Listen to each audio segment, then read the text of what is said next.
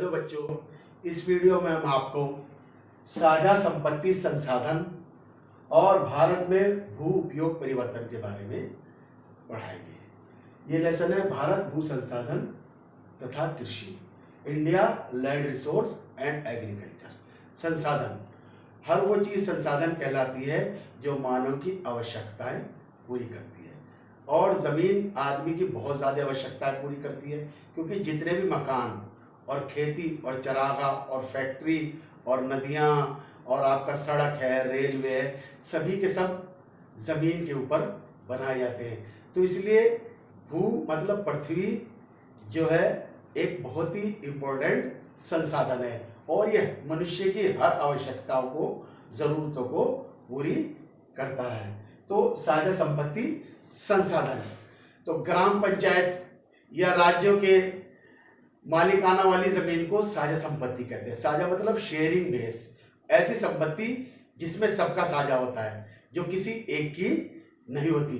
ऐसे संसाधनों का इस्तेमाल पर सभी का हक होता है और सभी सदस्यों का अधिकार होता है। इन संसाधनों में क्या करते हैं? पशुओं के लिए चारा गांव वाले, घरेलू इस्तेमाल के लिए ईंधन और लकड़ी, और बहुत सारे उत्पाद जैसे आपका फल, रेशे, गिरी और दवाइयां, औषधीय पौधे जिसे कहते हैं, वो आदि उपलब्ध होते हैं और उनका इस्तेमाल करते हैं। इस प्रकार की जमीन को साझा संपत्ति संसाधन कहते हैं। ये छोटे किसानों के लिए बहुत लाभदायक है, क्योंकि छोटे किसानों पर जमीन नहीं होती, या ऐसे किसान जिनके पास कोई भी जमीन नहीं पाई जाती। तो समाज के जो बहुत ही कमजोर वर्ग के लोग हैं, जो जैसे शेड्यूल कास्ट और शेड्यूल ट्राइब्स हैं, जो बहुत ही गरीब लोग हैं, तो वो कमजोर वर्गों के लिए ये बहुत ही खास स्थान रखती है। ऐसी जमीन के लोगों पर पशु पालते हैं और पशु पालने से अपनी जीविका चलाते हैं, अपना जीवन चलाते हैं। इन्हीं संसाधनों से गांव की गरीब औरतें चारा इकट्ठा करती हैं, ईंधन को इकट्ठा करती हैं, इसीलिए इसको साझा संपत्ति संसाधन कहते हैं। ये ऐसी संपत्ति होती है जिसपे सबका साझा होता है, ये किसी एक की नहीं होती, और जो गरीब लोग हैं उनके लिए ये जमीन बहुत ही फायदेमंद रहती है। और साझा संपत्ति संसाधनों के इस्तेमाल पर सभी का अधिकार होता है। जितने भी लोग आसपास के रहते हैं उन सभी का अधिकार है, ये किसी की पर्सनल नहीं है, क्योंकि ये सार्वजनिक होती है और ये सरकार या ग्राम पंचायत की होती है। इसी वजह से इसको सामुदायिक प्राकृतिक संसाधन भी कहते हैं। सामुदायिक मतलब सबका, समुचित जो भी आसपास के लोग होते हैं सबका। तो जैसे सामुदायिक वन, चरागाह, या कोई जलीय क्षेत्र है, मतलब पानी का बहुत बड़ा तालाब है, झील है, और ये अन्य कोई सार्वजनिक स्थान है, ये सभी ऐसी चीजें होती है जिस पर समाज के सभी लोगों का अधिकार होता है, और जिसका इस्तेमाल एक परिवार नहीं सारे लोग करते हैं। तो इसके प्रबंध की भी जिम्मेदारी वही होती है। तो साझा संपत्ति मतलब सबकी संपत्ति और सब बराबर रूप से उसका इस्तेमाल कर सकते हैं, ये किसी एक की पर्सनल नहीं है। उसके बाद आता है भारत में भू उपयोग परिवर्तन। समय के हिसाब से भू उपयोग मतलब पृथ्वी का इस्तेमाल बदलता जा रहा है। भारत में समय के साथ साथ भूमि उपयोग का परिवर्तन हो रहा है।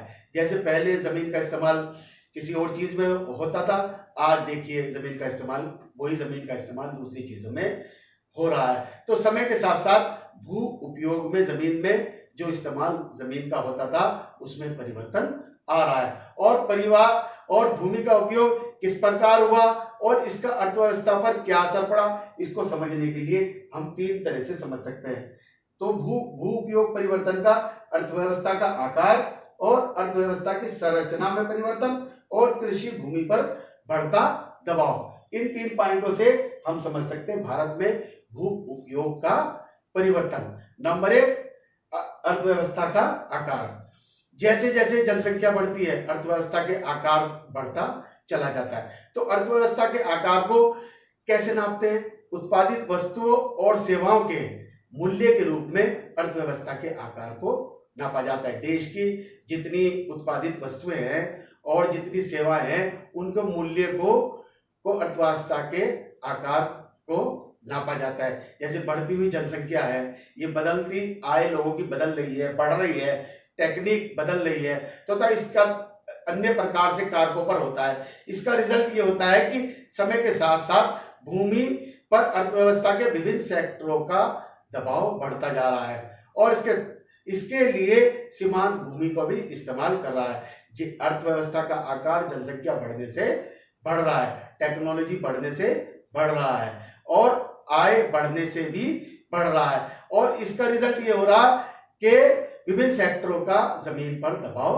बढ़ता जा रहा है। दूसरे, अर्थव्यवस्था की संरचना में परिवर्तन।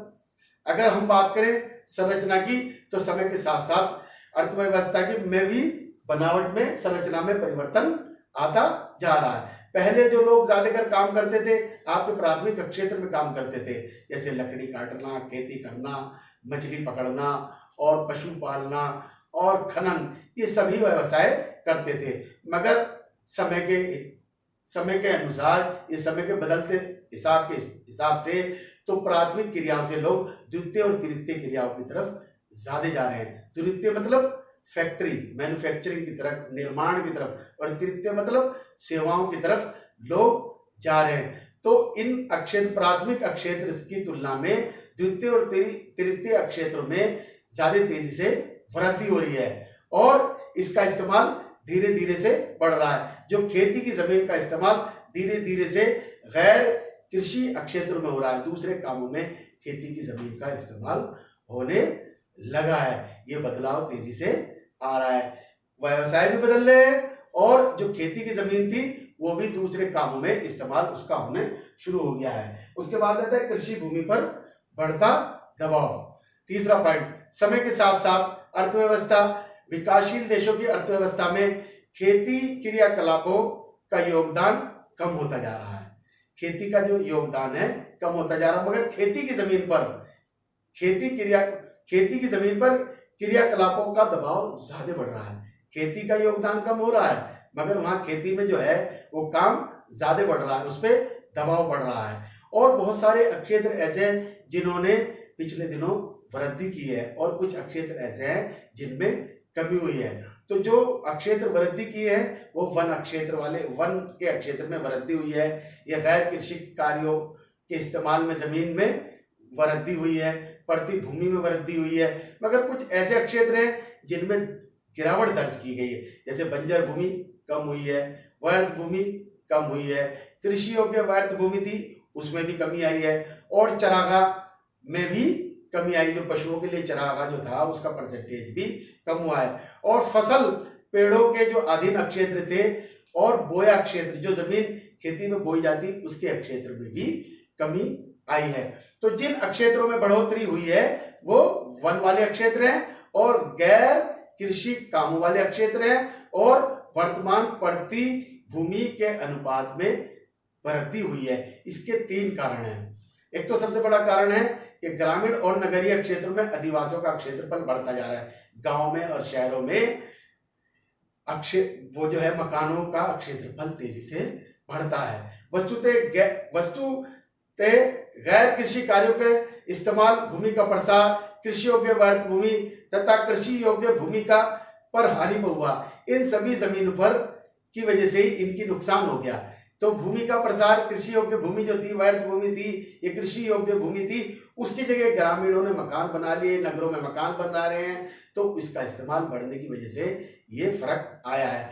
दूसरे, वर्तमान जो पड़ती भूमि थी वो बारिश की वजह से, बारिश लगातार नहीं होती थी और फसल चक्र में बदलाव होता था। फसल चक्र मतलब फसलें बदल बदल के बोई जाती थी, इस वजह से पड़ती भूमि में भी कमी आई। पड़ती भूमि कहते हैं जो 1 साल से कम समय के लिए जमीन जो छोड़ दी जाती थी उसे पड़ती भूमि कहते थे, उसमें अंदर भी कमी होती थी। दूसरे, वन क्षेत्रों में जो वृद्धि हुई वो सरकार के सीमांकन के कारण हुई।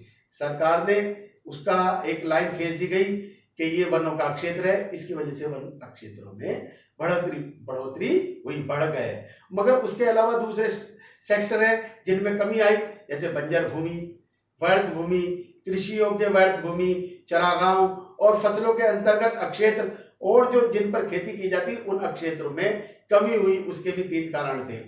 नंबर 1 कारण, कृषि तथा गैर कृषि कार्यों हेतु भूमि पर बढ़ते दबाव से जब खेती में और दूसरे कामों पर खेती पर दबाव पड़ा तो कृषि योग्य व्यर्थ जो बेकार जमीन पड़ी थी उसमें कमी आ गई, क्योंकि उस पर भी खेती शुरू कर दी। और दूसरे जो अक्षेत्र जिस पर खेती हो जाती थी उस पर कमी का कारण क्या हो गया, केवल कमी का कारण गैर कृषि कार्य। आज खेती के अलावा बहुत सारी फैक्ट्री लगना, सड़कें बनना, नहरें बनना, रेलवे लाइन बिछना, एयरपोर्ट बनना, दुकानें बनना, ये सब चीजों की वजह से गैर कृषि क्षेत्र की जो जमीनें थी, मतलब जो खेती में इस्तेमाल होती थी, उन जमीनों का जो है दूसरी चीजों में इस्तेमाल होने लग गया। उसकी वजह से भी ये दिक्कत पैदा होने लग गई। और दूसरे चरागाह भूमि जो जानवरों के लिए इस्तेमाल होती थी, उसको भी जनसंख्या बढ़ने की वजह से उसका भी आकार कम हो गया। जितने परसेंटेज पर चरागाह किया जाता है, जानवरों के लिए चारा उत्पादित होता था, ये जितनी जमीन पर होता था उस पे भी कम होने लग गया। ये सब जनसंख्या बढ़ने के कारण हुआ है।